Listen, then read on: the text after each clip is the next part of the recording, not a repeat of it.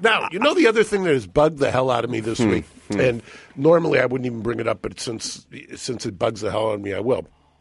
They had the Electoral College on Monday. And there are all these protests about it. And now it's a whole discussion as to whether or not we're going to eliminate the Electoral College. Yes. And so I went back, like the law geek that I am, and started reading some of the Federalist Papers as to why we have it. And, it took me about 45 seconds to remember my 8th grade civics. And by the way, we're a republic and not a pure democracy. And the difference between a republic and a democracy is that you don't have tyranny of the majority. So all of these people who are arguing, well, she got more in the popular vote. Yeah, but that's the same argument. You want to eliminate the Electoral College. There's a reason why California has 2 senators and Rhode Island has 2 senators. Yeah. People don't seem to.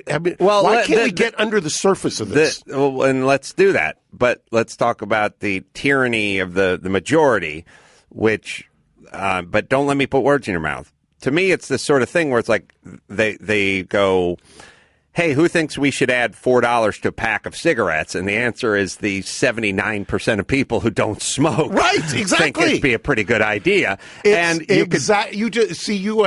the constitutional underpinnings down pat. That's the tyranny of the majority. You can do that with anything. Right.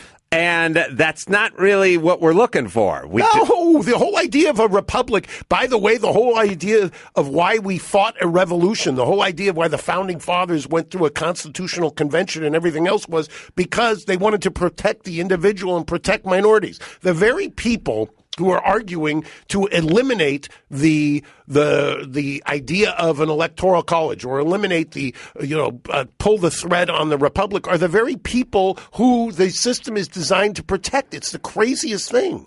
Listen, I was just listening to some crazy, I don't know what happens. There's something that happens to women after they turn 46 and a half and put on more than 25 pounds and their hair gets a little shorter than their shoulders that just makes them stand up and yell the most inane thing like, I'm not going to let a xenophobic, homophobic, a molester, abuser, an assaulter of women run this country into the ocean. Not my country. Right. Like they're just screaming, not my country and all this stuff. First off,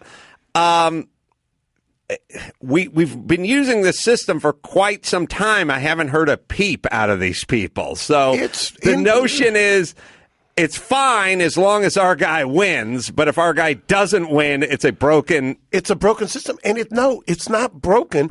And the irony of this, which just drives me crazy, is the whole idea of the system is so that it isn't mob rule. It isn't tyranny of the majority as you just illustrated. The whole idea is that there is some prophylactic, that there's some kind of a governor on it or something that will stop it so that the minorities' rights are protected. And I'm, you're not going to hear this. This is not the first time anyone's hearing this, but please do understand that if this was in fact the rules at the beginning of the race, that whomever was running, and especially Trump, would then change his strategy and alter it dramatically in order to get more of the popular vote and spend a bunch of time in California campaigning, trying to do that. So it's not an apples to apples thing. You can't go, he lost by 3 million votes. No, he wouldn't have lost by 3 million votes. He may have won by 3 million votes, or that number would be significantly reduced because his strategy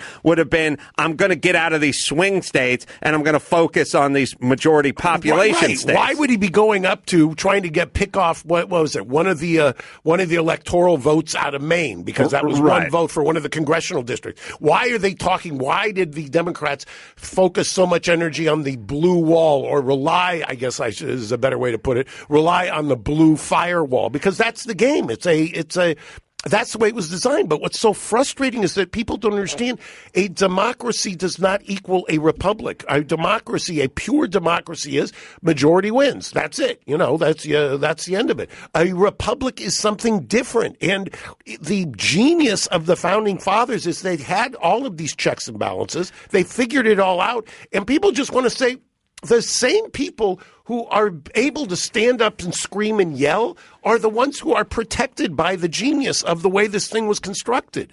Well, the hypocrisy, if the hypocrisy thing was a tachometer, it would be redlining right now. Oh, yeah, it'd be so into the red same line. people that are screaming about this don't give a crap about that. It's I mean, there's a million different ways you could slice this up. I will drill this down to a topic we discussed before, which is also topical this week. The Judicial Council, whether it's the council or the commission, who disciplines judges, came out and they absolved the Aaron Persky, who was the judge in the Brock Turner Stanford rape case. The California Commission on Judicial Performance. Yeah. Oh, yeah. Part of the crazy dingbat broad who was screaming about, when he's in charge, then Ivy League kids are going to get off with rape because they took that. This commission, by the way, which is not shy about punishing judges. In fact,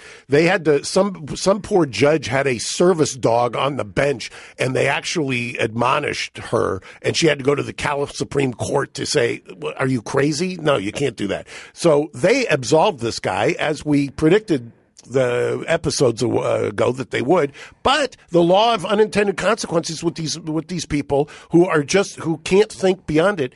What did happen was exactly what we predicted. The legislature came in, they changed the rules, they made it now so judges have less discretion, and guess who's going to get hit by that? Guess who's going to pay the price for the fact that judges no longer have discretion? Can you take a wild guess? The poor black youth who who's in there with the PD who's overburdened and can't do anything for him. Yeah, no, I get it. I mean, it's sort of right up there with look, we don't want any shootings on campus, so we're going to post a bunch of signs saying this is a gun-free zone, which then leads nutjob Mohammed in there knowing that he can get away with this.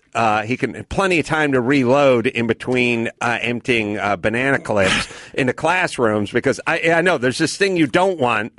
Right. It's a weird. It's a kind of a. It's an adolescent, childlike sort of approach to life. I always call it a childlike naivete, where you're just so naive that you just haven't. It's like, do you have any memory? Have you learned anything from your experience on Earth? Listen, I am telling you that my mother is 82 years old and said to me, like, in all seriousness, about a year ago, she said, "Yeah, but rich people don't pay taxes." And I said, "Of course they pay taxes. Who do you think's paying all the taxes? But not rich. They don't." But I've seen wherever she gets her information. It's the original fake news. Well, she does this thing where it's like, Warren Buffett pays less than his secretary. It's like he pays a lower rate. He still paid $2 billion last year, and his secretary put in $7,200. So it's not.